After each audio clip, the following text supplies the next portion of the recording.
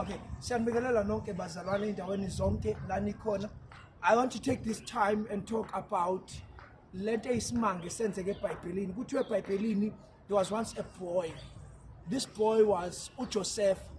uJosepha into eyamfaka enkingeni ilento yokuthi aqale aphuphe. Now uma phupha uJosepha khumbula ukuthi babengena inkinga noJosepha, but inkinga yaqala mhla uJosepha ephupha. Lithi iBhayibheli lami waqala leli phupho elalila ikhanda ngoba wazalwa njengabo bonke, kodwa wathi mevuka ekseni wavuka yena esekhulelwe iphupho. Ekhulelwe leli phupho, uyakhumbula ukuthi umuntu mekhulelwe into iqali bese siswini. Thina sikhulelwa ngengqondo njengabantu besilisa. Ingqondo yethu yona emumatha izimo. Uma uNkulunkulu ezokhulelisa umuntu noma ezokhulelisa isimo, lithi iBhayibheli lami waqala uNkulunkulu wathi masenze abantu ngomfanekiso wethu. Should lento yaqala engqondweni, waqala wayikhulelwa wase wayizala. Na ubuyela kuJoseph. uJoseph uNkulunkulu wamkhulelisa ngephupho, watshala imbewu yento ezokwenzeka kwingomuso ingakenzeki. Babengena inkinga noJoseph, umuntu nje vele wayejwayela ukuthi asho nje izinto azishoyo, kodwa ngelinye ilanga wavuka ekseni uJosepha enento enephupho ekhanda lakhe lokuthi one day uzoba yinto abangayazi. One day uzoba yinto engafani nalento ayiyona njengamanje. One day uzokwenza izinto eyizobakhomba bona laba batshena ngaleli phupho emadolweni. Now isihloko senkulumo yethu ithi iphupho lakho ilona elizokukhethela. Ilona iphupho lakho elizoba udirector wale movie empilo yakho. Ilona elizokhetha ukuthi ubani umlingiswa nqangi, ubani futhi umlingiswa mbangi. Ilona elizosusa futhi udweshu. Khumbula ukuthi yaqala inkinga ngoJosepha mhla ebatshena ukuthi hey bafowethu ngiphuphe isithungo sami sima phakathi kwezenu, ezenu ikhothamele sami. Kuthi abaqala bamzonda baze ba-organize bathi hey baba awuzosizwisa uJosepha khona into aseyikhulumile lo omthanda kakhulu. Now enye into ebuhlungu ngaleli phupho likaJosepha ukuthi iphupho liqale ekhanda ulikhulelwe ebese liyazalwa. Lizalwa kanjani? Lizalwa ngokuthi ulikhulume ukuthi yini wena le oyiphuphayo. Ngenkathi uyikhuluma, ngenkathi lento oyiphuphayo iza ngapha ke Junior, iza ngapha Junior, engathi uyahlehla kancane futhi ngathi uyahlehla uyale. Now nansi indaba enye Junior, ukuthi Junior wathi meliphupha leli phupho wangagcina ngokuliphupha waphinde walixoxa. Ngenkathi elixoxa wayengazi ukuthi seliya transcender, selingena kwi-transition from being an internal thing, a zygote in the mind. Seliyaqala liya manifest. Uyakhumbula ukuthi uNkulunkulu wathi waqala wayisho noJosepha waqala wayibona, wase wayikhuluma kuyena yedwa. Wabona ukuthi njengoba eyikhuluma kuyena yedwa iya ngokuyakhulu, uyahluleka naye kuyimomatha kuyena yedwa. Waqala wayikhuluma kubantu lento ayiphuphayo, wayeseyizala ke lapho njengoba lisho neBhayibheli lithi masenze abantu ngomfanekiso wethu. uNkulunkulu leli phupha enalo ngami nawe ekuthiwa mekhuluma noJeremiya athi kungabe beyikho lutho ngakwazi ngakudala ngaqeda ngawe, ngenza yonke into ngawe, nginama plans ngawe to prosper. Okusho ukuthi mina nawe sasiphila kuNkulunkulu kodwa sikho lapho sisephupheni likaJosepha. Ukuthi uJosepha lase liyazalwa iphupho. Lazalwa kanjani? uJosepha walizala ngokuthi aqala alikhulume. Ngenkathi elikhuluma kubafowabo lakhula, ladlondlobala. Kwangathi manje sekufunekale manje ukuthi lingabe lisakwazi ukuhlala la ekhanda, liqale lingene limanifest. Ngoba izinto ezikaNkulunkulu bazalwane zizalwa engqondweni ebese zisuka engqondweni zizalwe enyameni, kodwa zize ifike engqondweni zisuka kamoya, ngoba yonke into ekhona enyameni isuka ivele kamoya. Yonke into futhi ekhona enyameni isuka ivele engqondweni. Romans chapter 12 verse 1 and 2 uthi ngiyanicela ngobunene boNkulunkulu ba niguqulwe isimo ngokuba yenziwe kabusha ingqondo yenu, yenziwe kabusha. Be transformed by the renewal of your mind. When we are talking about the transformation of the mind, that is where God operates. That is why in old times abantwana babetshelwa inganekwane, kwakhulunywa ama-riddles, kwakhulunywa ama-fairy tales, kwakhulunywa ama-stories, because kuyazi ukuthi abantu abafuna ukufundwa. But because families had time to tell stories, that is why ama-historians esho ethi iy'ndaba ey'ningi ey'sebhayibhelini, they can be compared with many other stories that took place in different parts of the world. Umkhumbi kaNoah, uGoliathi, ulwandle olubovu, ukushintsha kwenduku kaMose ibe inyoka, yonke lento, the story of Thor, wonke ama-Avengers, zonke lezi izinto ezenzakala emhlabeni wonke. Kodwa abantu abakwazi ukuthi bayi-realize, bayi-download kwelikamoya bese beyayiphila enyameni, abantu abazaziyo. 1, abantu abatsheniwe ngazo. 2, abantu ey'zalwe engqondweni yabo base bayizala enyameni. Junior. So not Joseph, there was the same thing. uJoseph umuntu oyehlala ehleli noJakobe. uJakobe kushuthi wayemtshena ama-stories uJosepha, kanti akazi ukuthi njengoba emtshena lama-stories khona into ayi-insethayo, kukhona lento ekuthiwa i-inception, kukhona lento ekuthiwa impregnator.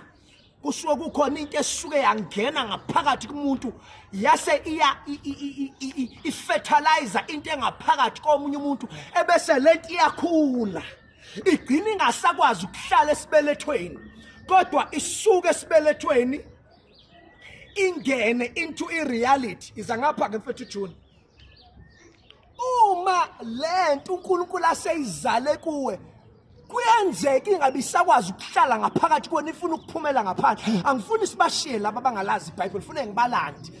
Yabezwa bayasala ukuthi uNkulunkulu izinto izala ngomoya engqondweni yakho.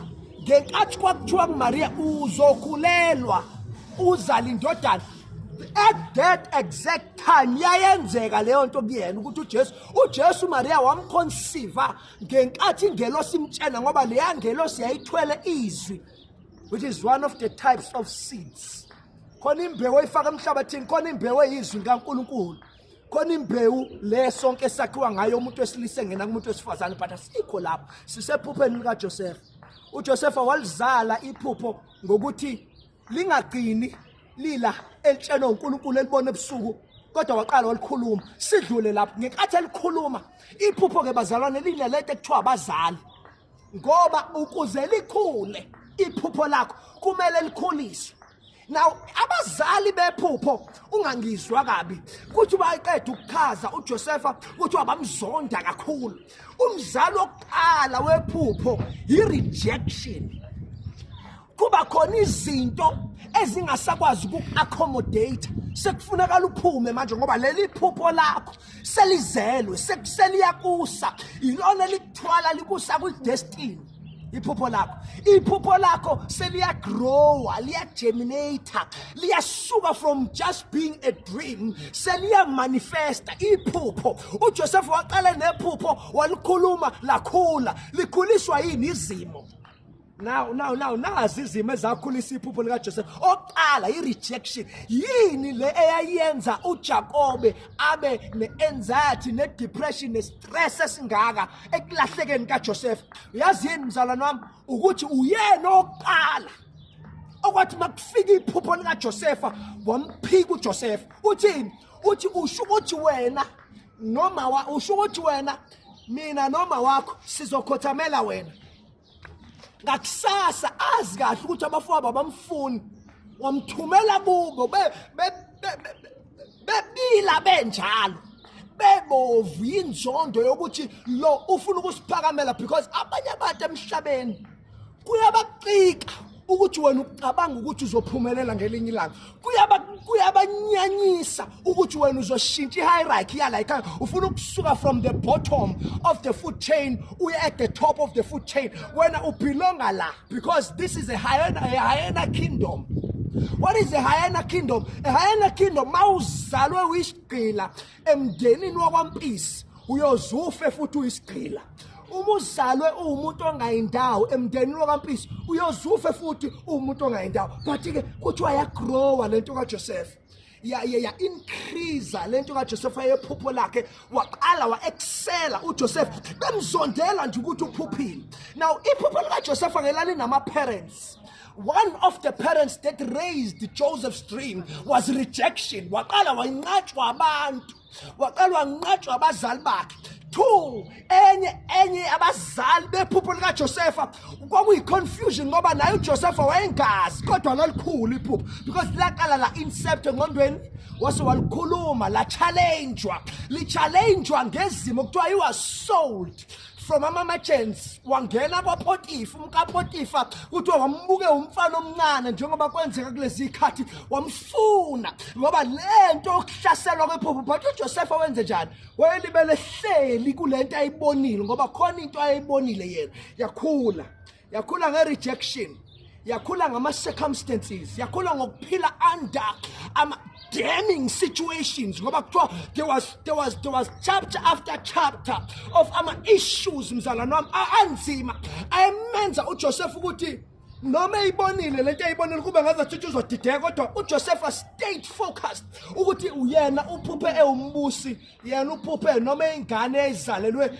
abantu ama-simple farmers kodwa ngelinye ilanga he will be a ruler and everybody will bow to him and everybody will pay homage. Kuthiwa they paid obeisance to him kusho ukuthi bakhotha iphupho lakhe ke lamkhethele. Ngizokhuluma nawe Mntomusha wherever you are. I'm concluding now ukuthi iphupho lakho lizokukhethela abangani lizokukhethela ngisho ikhozo ozoyilandela e-university lizokukhethela nanokuthi eSouth Africa kubheda kunje wena ungenaphi.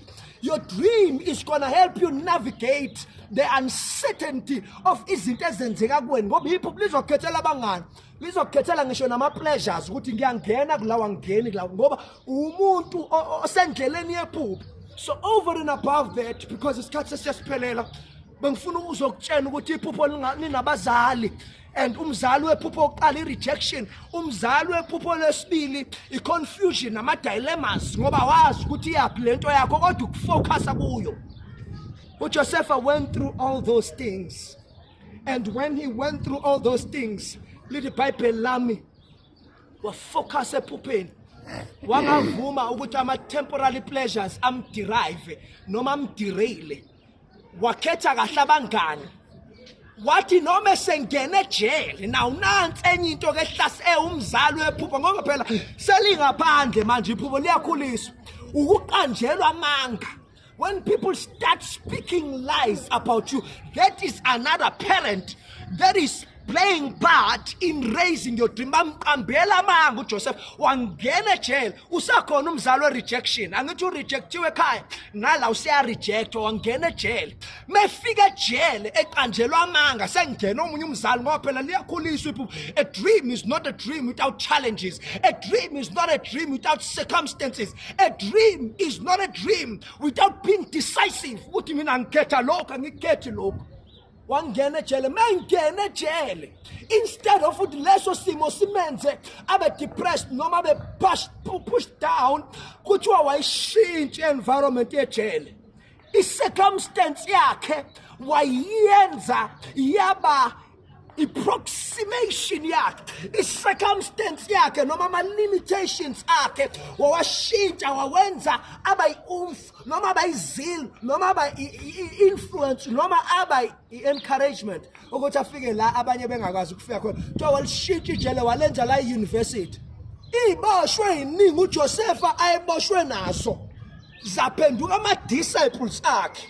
Waqala watrain iboshwa wavusa i-university ejele waqeqesha iboshwa nazo ezayiboshwe ngenxa yomkaPotifa. Abaningi abagcwele kuleli Gibhithe abaqambela abantu amanga kuleli jele wahlangana nabantu abaningi wabatrainer yibo laba babemsiza walibusa iGibhithe ngoba there is a path that we go through. Another name for the word dream, another name that is a sister name or a sister word is the word destiny. Umbono wakho uyingomuso lakho uyikusasa lakho. Bambelela kumbono wakho kungakusabisi ukuthi abantu bayakulahla bayakuzonda balwa nawe futhi ungawufihli umbono wakho ukhulume. Iphupho lakho bolikhuluma ungalifihli. Over and above that bazalwane bengifuna ukusho lokho ngathi ungahlehla kancane ke Junior uvele le ndawo le uhlehle njengathi uma lapha bengifuna unishiya nalamazwi ukuthi this is your life, this is your opportunity in life. Don't waste your life, don't waste your time. Start growing above your situation. Rise above the circumstances that you go through. Nobody is coming to help you. You are the only guardian of your life. You are the only hope for your life. And if you waste these opportunities that are given at high expense, the world as we know it is changing, young people all over. The world as we know it is becoming something else. The people who are trying to usher in change are resisted by the people who are benefiting from the privileges of the way things currently are. And when they benefit from those privileges of the way things have always been, they will always resist change, because change is threatening to those who are in power. Change is threatening to those who are in privilege.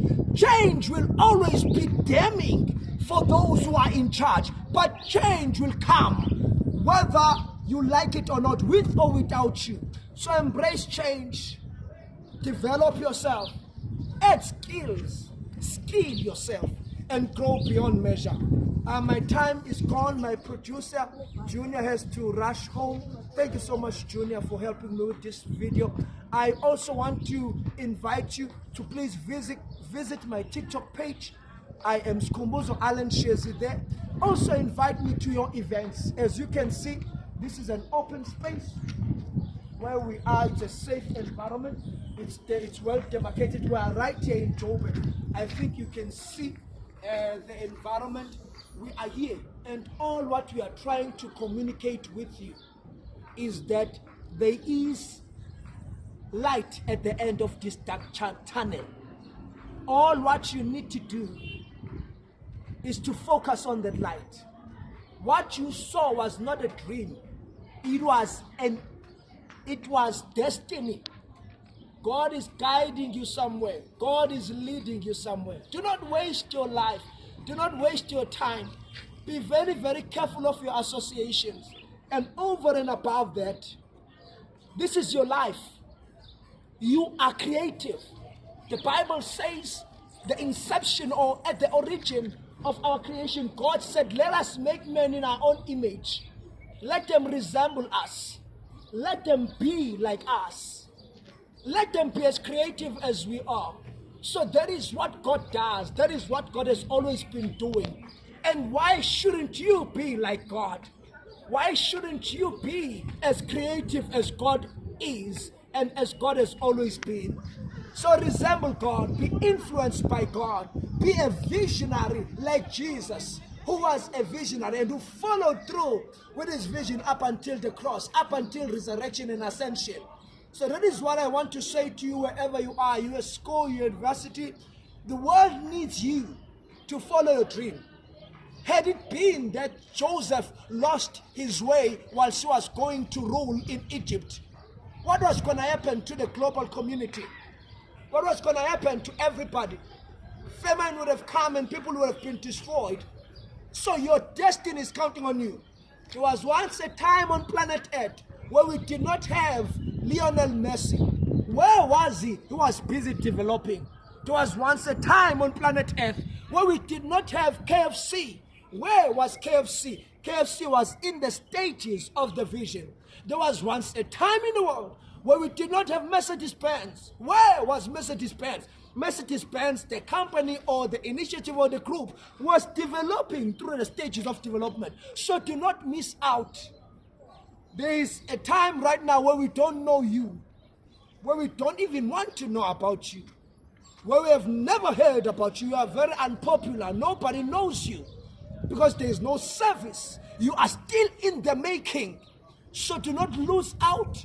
Do not step out of your God-given destiny and keep on following through, because you saw the dream, you saw what you are in the future. Follow through with that. And don't waste your time with losers and failures. You can only invest in them if you want to help them when you get time. But be careful of who you associate with. Be careful of who you come across. Be careful of the things that you allow to enter into your head.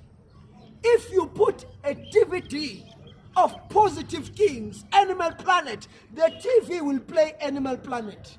If you put in a DVD in the DVD player that has got filthy things, the TV will manifest that thing into your vision. So feed your mind with the word of God. Feed your mind with positive thoughts and positive imagery. Feed your mind with things, words of wisdom, the book of Proverbs. Be wise, sharpen the axe. During the stages of age number 10 up to age number 40, those are the days of preparation. Prepare yourself to be extremely excellent, to be extremely professional, to be extremely accurate, to be extremely excellent in what you do. And that is discovered through the days of preparation. And then you'll get to a point where you are able to do a job that takes people 40 years, and you will do it in just 40 minutes. So excellent, so accurate, so gifted, so skilled, that the things that people do with greater effort, you will do them with no effort. Because you took time in developing yourself, helping yourself achieve great things, going through the stages, discouragement, rejection, confusion, issues, challenges, overcoming all of that. Have a vision. This boy called Joseph had a vision. I hope you'll do likewise and save yourself that dilemma or that issue. This is life. This is your opportunity. You are black and beautiful. You are white and beautiful. We all have one blood. Our blood is not yellow, it's not green, it's red. So stop putting yourself in a situation of disadvantages and start rising above. And you will see God helping you to achieve things that you never thought you'd ever achieve. This is your opportunity. You only live once. One of the books said, it's only one life. It will soon come to pass. And only what is done for Christ Jesus shall last. Only Jesus will carry you through, as he has always have. I thank you and I honor you. As I conclude this video, I just want to say to you, God bless you. God be with you in everything that you do, and assist you in everything that you do. We love you, we appreciate you, and we pray that God assist you in your journey to success. Be like Joseph. Listen to the elderly people. As they talk, they are planting seeds into your mind that are going to help you in the long run. They have regrets, they have failures. They are not as emotionally intelligent as they used to be, but they know better. Give them a chance and always make sure that you listen to what they say. Please come a bit closer, Junior, and show those things. This is history.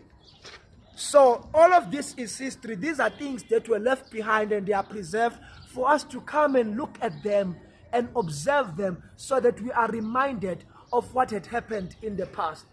So these are the things that we should know. These are the stories that we should be allowing to seep into our heads, so that one day these stories will be the pond that we draw knowledge from in order to better impact the world that we live in. So I thank you. I worship the Lord for this opportunity, and God bless you. God be with you in all what you are doing, and in everything that you are doing. Remember that God has got a better plan for you, and God wishes to inspire you to achieve even greater things. Thank you so much for taking time to listen to this video. We hope to meet you one day. Meet me on TikTok, meet me on YouTube, and meet me on the social media platforms. If you do that, then we'll be able to better impact our nation and our country and bring about a better life and the realization of these dreams, of this destiny, and manifest this destiny in our lives at all times. In the name of Jesus, amen and amen. Thank you. Thank you.